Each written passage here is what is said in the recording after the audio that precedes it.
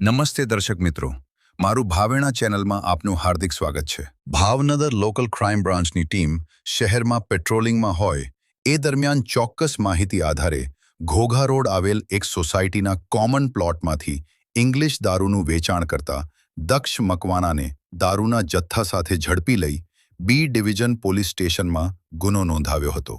English દારૂની અલગ અલગ બ્રાન્ડની નાની મોટી કુલ 288 નંગ બોટલ જેની કિંમત 43,200 રૂપિયાની કબજે કરી બુટલેગર વિરુદ્ધ બી ડિવિઝન પોલીસ સ્ટેશનમાં પ્રોહિબિશન એક્ટ હેઠળ ગુનો નોંધી વધુ તપાસ હાથ ધરી છે.